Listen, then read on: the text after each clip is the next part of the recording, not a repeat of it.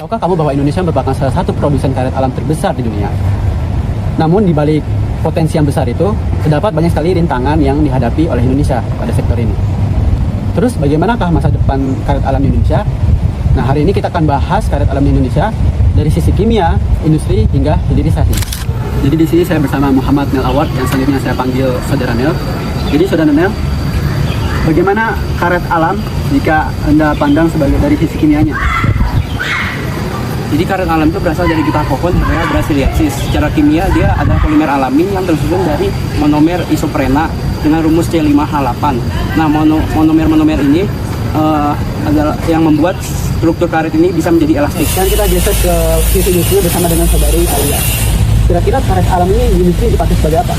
Nah, jadi yang paling besar itu dipakai di industri gas, sekitar 43%. Misalnya buat alat kaki, vulkanisir, dan bahan industri lainnya. Komponen otomotif seperti sealing, selang, sorotan medis, dan campuran aspal. Masalahnya 80% karet kita masih diekspor setengah jadi seperti crown rubber dan RSS.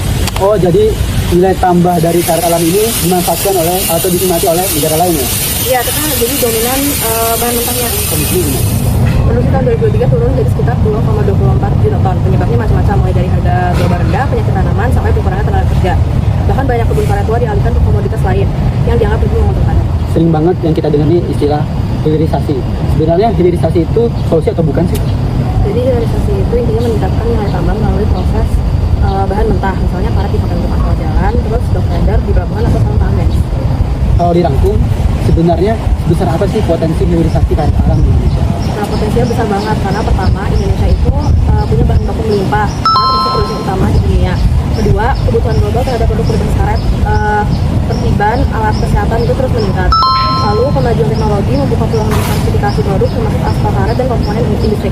Selain itu, tanaman karet juga mempunyai kemampuan menyerap karbon hingga 77 ton per hektar per tahun, hampir setara hutan sekunder. Oh, jadi karet alam itu ada potensi kontribusi bagi hutannya. Ya, lalu tantangan terbesarnya itu apa? Tantangan utamanya adalah sektor hulu dan hilir yang belum terintegrasi dengan baik.